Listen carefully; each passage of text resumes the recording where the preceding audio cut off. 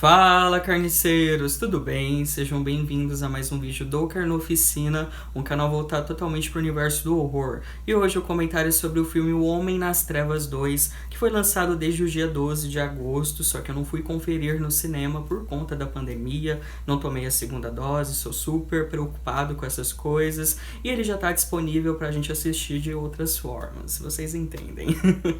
Confesso que conferi e achei um bom filme, curti, só que eu tenho umas grandes ressalvas sobre ele, principalmente envolvendo o personagem central, que eu vou estar explicando para vocês nesse vídeo. Então, se você quer saber mais sobre o filme e entender meu ponto de vista, não saia daí, só lembrando que toda segunda é do cão aqui no canal.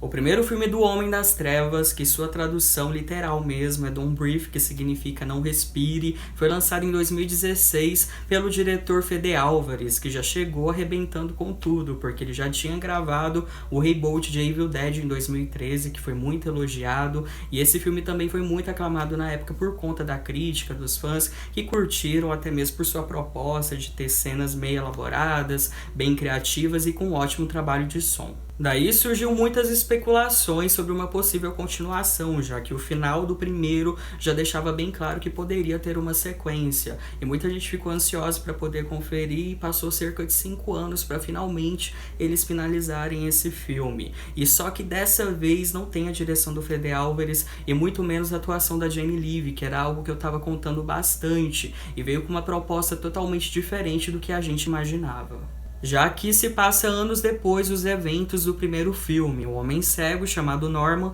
vive escondido em sua casa isolada com sua nova filha, mas sua existência pacífica é ameaçada quando os novos invasores entram na sua casa, só que dessa vez atrás da menina, fazendo com que ele revele o que esconde dentro de si.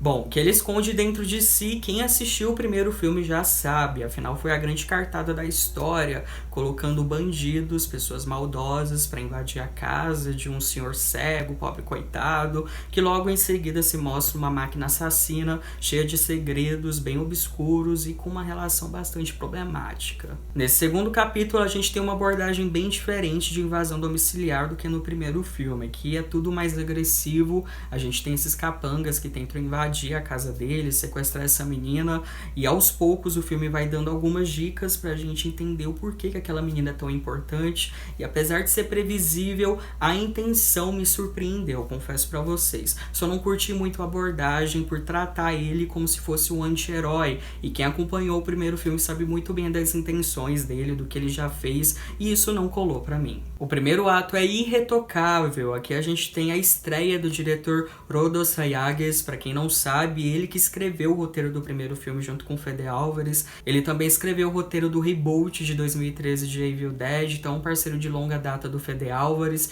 e ele se mostrou um ótimo diretor. A gente sabe que existe essa diferença gritante entre o roteirista e a direção, mas ele mandou muito bem e me surpreendeu com uma cena especial em plano sequência que eu fiquei bobo ali e fiquei bastante animado com o que vinha pela frente. E sim, ao longo da trama é nos apresentado algumas sequências muito bem elaboradas, com ótimos planos, cenas bem criativas, só que diferente do primeiro filme, que tem uma pegada de terror mais psicológico, com aquele jogo de gato e rato, aqui é mais um survival horror com violência explícita, sério, aqui tem um gore bem pesado, bem legal pra quem curte, e todo aquele mistério em torno da história, do que vai acontecer, até chegar no auge, que é a sua reviravolta, a grande reviravolta da história. Acontece que o caminho que o filme toma até chegar nessa reviravolta me deixou um pouco frustrado por conta de alguns escapismos de roteiro, situações inverossímeis e até mesmo sobre a humanização desse personagem que tirou um pouco a minha imersão. Só que para mim contar para vocês eu preciso dar spoiler, tá? Explicar direitinho por que eu achei que pecou muito nesse aspecto. Então se vocês não quiserem pegar spoiler, vou deixar na minutagem logo abaixo para vocês pularem para o final, tá bom? Seguindo logo na metade do longa, a gente já descobre que essa personagem dessa garota chamada Phoenix não é filha do Norman. Eu acho que isso não é surpresa para ninguém. Quem ficou surpreendido com isso não assistiu o primeiro capítulo. Afinal, o cara é tão louco que ele foi capaz de sequestrar uma menina para engravidar ela à força para poder ter um filho. Então acho que isso pelo menos não foi surpresa para ninguém. Então o grande mistério em si é tentar descobrir o motivo daqueles homens estarem ali para sequestrar aquela garota, e ao longo da trama, principalmente no início, é apresentado algumas dicas, mostrando em uma reportagem na TV sobre um médico que está foragido por tráfico de órgãos, e ao longo da trama a gente acaba descobrindo que ela é filha de um desses sequestradores, que na verdade acabou perdendo ela depois de um incêndio, e esse Norman acaba sequestrando ela, como de costume, porque eu acho que ele adora sequestrar garotinhas. Não sei o que tem na cabeça desse cara. E ele sequestra essa menina. E pra mim não foi tanta surpresa assim também, porque tem um diálogo dela com o Norman, porque ela tem uma mecha branca no cabelo. E ela pergunta pra ele de quem que ela puxou ter aquela mecha branca do cabelo. Então eu já suspeitava que tinha algo familiar com relação àqueles caras tentando invadir a casa dele. Mas é aí que entra o fator mais surpreendente da história, que é a motivação desse pai de ir atrás da sua filha depois de 8 anos que ela tá desaparecida, que a gente descobre o verdadeiro motivo, que é para pegar o coração dela, porque sua esposa, a mãe dela, tá doente, ela precisa de um transplante de coração, e a gente pega o link lá no início com esse médico foragido por tráfico de órgãos, e tudo fica bem claro, mas quando o filme se torna inverossímil e vai perdendo a mão, então acontece uma sequência de coisas que deixa a história um pouco tosca pra mim, porque o cara consegue sim pegar sua filha de volta, ele foge dentro de um carro, passa por uma ponte, atravessa a cidade e tudo mais. O que acontece? Ele queima a casa do Norman junto com seu cachorro dentro, o cachorro dele, tá? Do pai, que ele leva um cachorro pra lá também. Como acontece no primeiro filme, acho que eles tentaram recriar algumas cenas envolvendo isso. E o Norman sai vivo dessa casa e ele tem a ideia brilhante de usar o cachorro pra chegar na menina. Só que pra isso ele vai a pé no meio da cidade, com uma peixeira enorme do lado, e ele consegue chegar no local de uma forma muito rápida, que até surpreende a gente. E pra piorar, quando ele chega no local, já está tudo preparado para poder fazer o transplante, tirar o coração da menina, tadinha, e colocar no peito da mãe dela. E o que ele faz? Ele tem uma síndrome ali de demolidor e simplesmente encontra o gerador do local e corta a fiação para todo mundo ficar sem energia e ao mesmo tempo atrapalhar a cirurgia. A partir daí começa uma luta entre ele e vários capangas desse lugar, ele tentando sequestrar essa menina com todo o seu ato de heroísmo, até chegar no momento que ele consegue de fato ajudar ela e tudo mais, e tem todo aquele discurso bem nível Batman, de um cara sofrido, que tá ali pronta pra libertá-la, que ela tá pronta pra vida, que ele vai deixá-la em paz e tudo mais.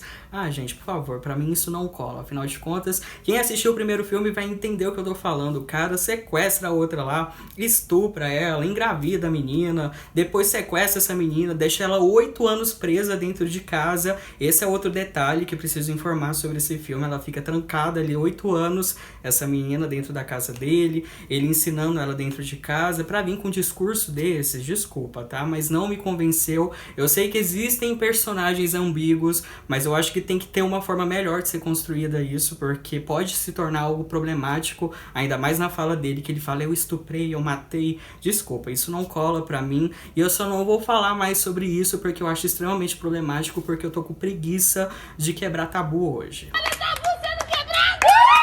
Detalhe que tem cenas pós-crédito, então provavelmente vai ter uma continuação, então a gente tem que esperar quem ele vai sequestrar de novo pra tentar engravidar, ou quem vai ser a próxima criancinha que ele vai fazer isso. Mas tirando essas partes que me incomodaram, não dá pra dizer que esse filme é ruim, muito pelo contrário, ele é um ótimo entretenimento, muito bem produzido, a produção tá de parabéns, ó, direção incrível, a atuação dos atores fenomenal, tanto que a atuação do Stephen Lang tá absurdamente incrível aqui, como sempre, mas o grande destaque pra mim foi o personagem dessa menina, interpretado pela atriz Madeline Grace. Ela tá incrível no papel, consegue transmitir empatia, né, consegue fazer com que a gente torça por ela, fora que envolve algumas cenas bem pesadas, bem hardcore que ela teve que fazer ali, mas acho que ela conseguiu transmitir muito bem o que o personagem deveria transmitir. Infelizmente não conseguiu superar o primeiro por conta do roteiro, tá? Eu acho que o roteiro é a única grande problemática da história aqui, porque ele tinha tudo. Teve produção, teve atuação, teve ótimos efeitos, teve ótimas sequências, só que o roteiro cagou tudo pra mim. Gostei, é um ótimo entretenimento, vale dar uma conferida. Então minha nota é 3 facadas e 1 canivete. Pra quem não sabe, isso é novo aqui no canal, tá? Provavelmente vocês nunca prestaram atenção